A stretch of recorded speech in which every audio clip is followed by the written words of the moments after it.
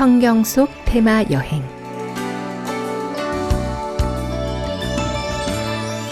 오늘의 테마는 동행입니다.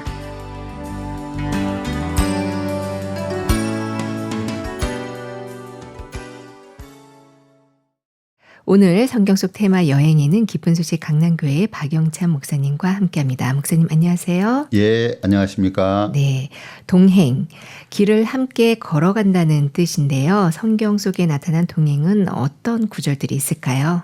예, 동행, 말만 들어도 참 아름다운 단어입니다. 성경 속에도 이 동행에 대해서 의미를 얘기하고 있고 또 하나님과 동행했던 인물들이 이렇게 나옵니다. 먼저 잠언 13장 20절에 보면 지혜로운 자와 동행하면 지혜를 얻고 미련한 자와 사귀면 해를 받느니라, 이런 말씀이 있습니다. 지혜로운 자와 동행할 때 지혜를 얻는다. 이 지혜는 여호와를 경외하는 것이 지혜라고 욥기나 시편이나 잠언에 이렇게 반복해서 나오고 있습니다. 네. 사람들이 지혜를 가지고 살고 싶어 하죠. 우리가 세상에서 지식이나 어떤 이론은 이렇게 배울 수가 있습니다. 그러나 지혜는 인생의 깊은 사고에서 나오는데 하나님께서 하나님을 경외할 때 지혜가 생긴다. 지혜는 위로부터 온다. 그래서 지혜로운 자는 하나님과 동행하는 자인데 이 지혜로운 자와 동행을 하면 지혜를 얻는다. 반대로 미련한 자와 사귀면 해를 받느니라. 미련한 자는 자기 생각을 믿는 자죠. 하나님을 믿는 자는 지혜로운 자고 자기 생각을 따라 자기를 옳게 여기고 자기를 맞게 여기고 자기 판단을 따라가다 보면 넘어질 수가 있고 또 불행한 일을 겪을 수가 있습니다. 네. 두 번째로 잠언 22장에도 보면 24절 25절에 노를 품은 자와 사귀지 말며 울분한 자와 동행하지 말지니 그 행위를 본받아서 내 영혼을 올무에 바칠까 두려움이니라, 이 말씀이 있습니다. 노를 품은 자, 어떤 사람이 노를 품을까요? 억울한 자, 분한 자, 자기가 옳은 자이기 때문에 이런 분노나 미움이나 억울함을 마음에 품고 삽니다. 그러나 우리 인생 속에 범사에 하나님을 인정하고 하나님 내게 이런 일들을 허락하셨구나. 하나님 나에게 이런 분을 붙이셨구나. 그래서 하나님을 만나면 마음의 모든 미움이나 또 분이나 억울함이 풀어지게 돼 있습니다. 이게 놀라운 신비한 하나님의 섭리죠.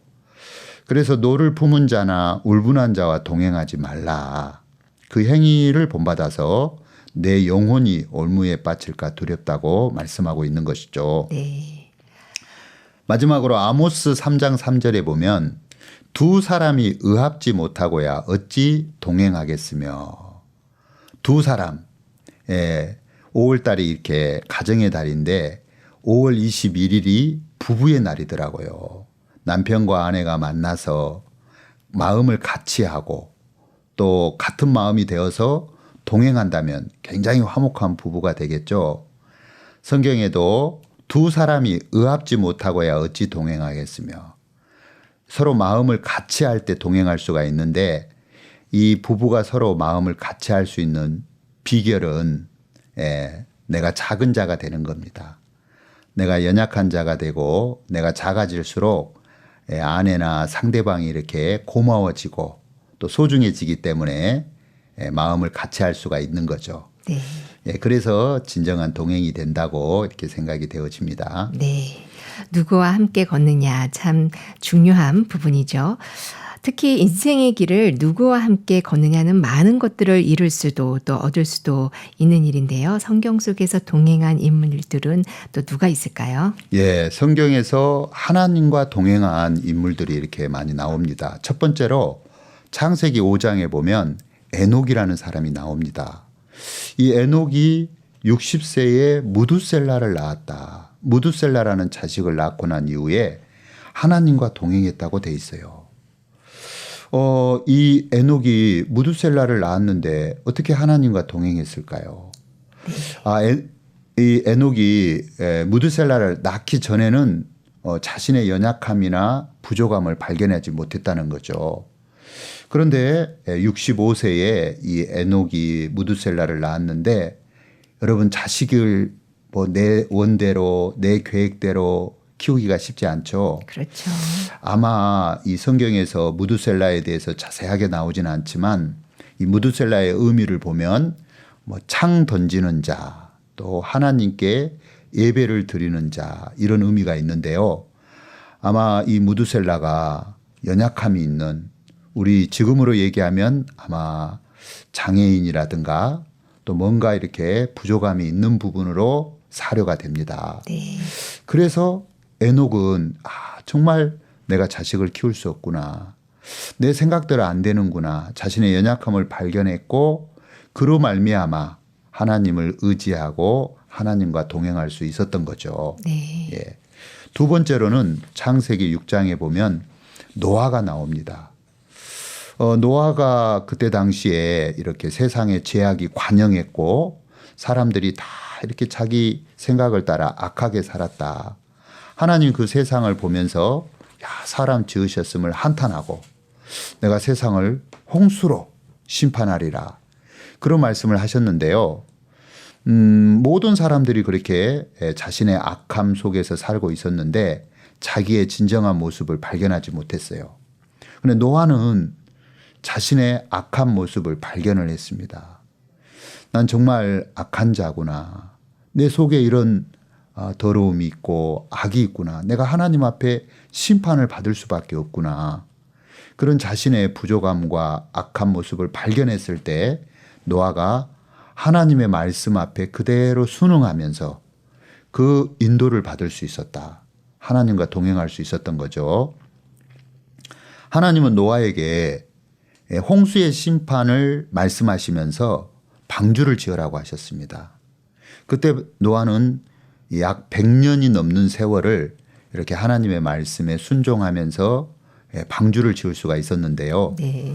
이렇게 하나님과 동행할 수 있었던 그 이유는 노아가 철저하게 자신의 악한 모습, 정말 하나님이 나를 붙들어 주지 않으면 안 되는 자신의 부족한 모습을 발견했기 때문에 그가 이렇게 하나님의 인도를 받아서 그 홍수의 재앙으로부터 심판으로부터 피난처가 되는 방주를 성실하게 지을 수 있었던 거죠. 네. 노아의 방주에 대해서는 또 이렇게 여러 가지 의미가 깊은데요. 또 다음 시간이 기회가 되면 노아 방주에 대해서도 또 얘기하고 싶은데요. 세 번째로는 창세기 12장에 보면요. 아브라함과 롯이 나옵니다. 이 아브라함은 하나님이 그 갈대아 우르에서 택한 사람이었어요. 너는 너의 본토 친척 아비집을 떠나 내가 네게 지시할 땅으로 가라.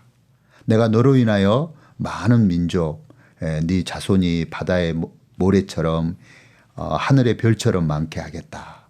이런 약속을 허락하시면서 아브라함을 이렇게 인도했는데 그때 이 아브라함은 말씀을 쫓아서 갈대아 우르를 나와서 약속의 땅 가나안으로 갔는데요.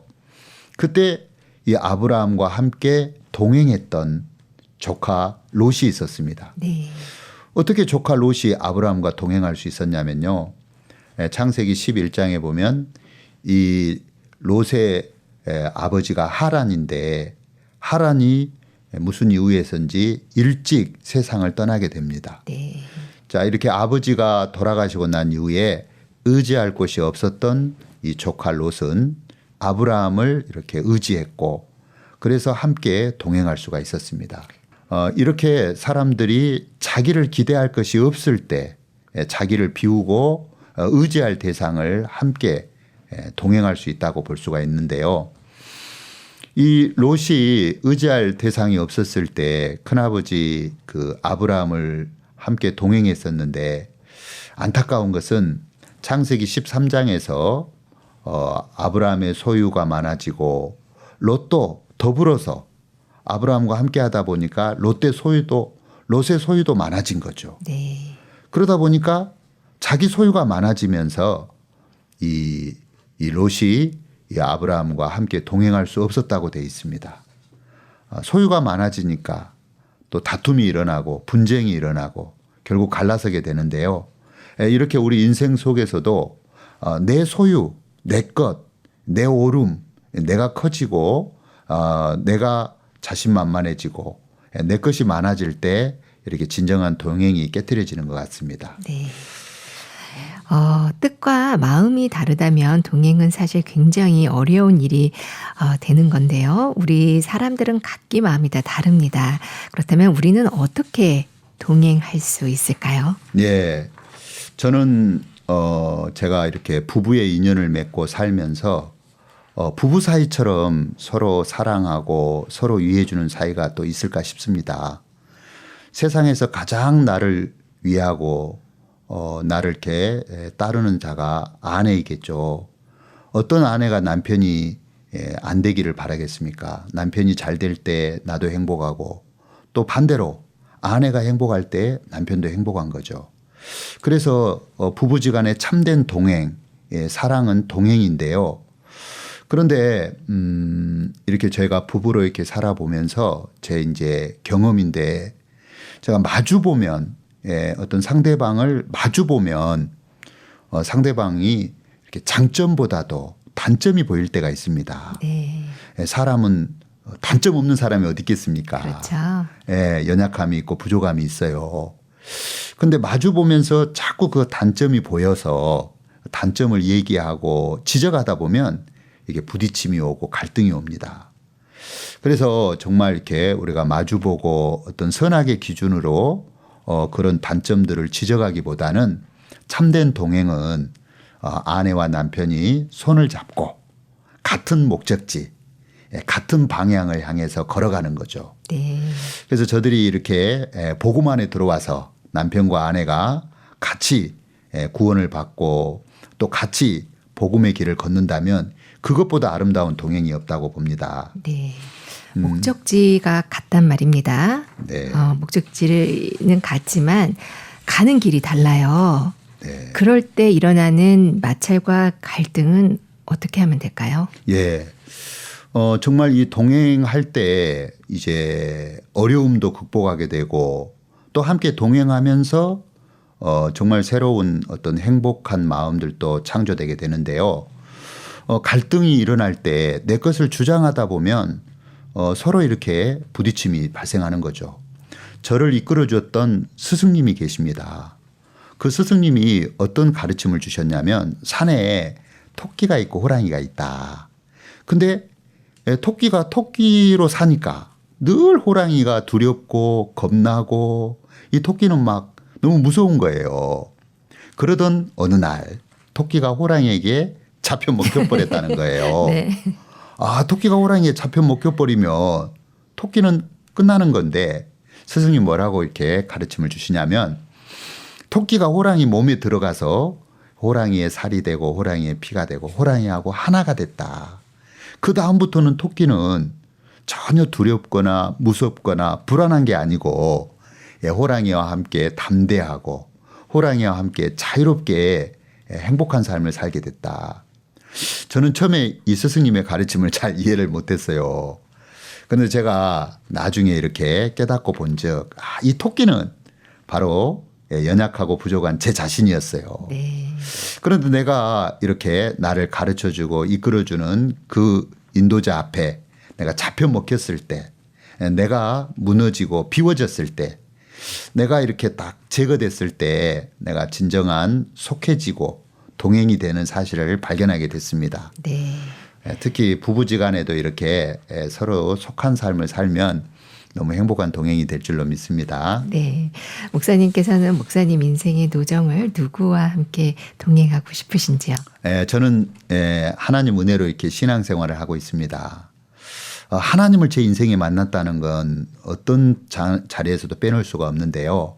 하나님을 만나지 않았을 때 저는 제약된 삶을 살았고 또 거짓된 내 자신을 섬기면서 썩어 없어질 육체를 위해서 살았는데 정말 예수님이 이 땅에 오셔서 내 죄를 씻어주시고 또 나의 구원자가 되셔서 하나님과 또 예수님과 동행하는 게 제 삶에 이렇게 큰 기쁨입니다. 네. 두 번째로는 저는 제 자신을 관리할 수가 없더라고요.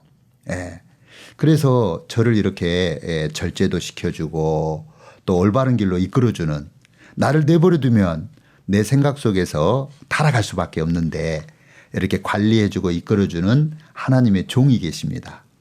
또 이 복음 앞에 살도록 이렇게 붙들어주는 교회가 있습니다. 그래서 두 번째는 이 하나님의 종과 교회와 동행할 수 있다는 게 참 너무 큰 감사고요. 네. 마지막으로 세 번째는 사랑하는 아내 또 가족들이 있습니다.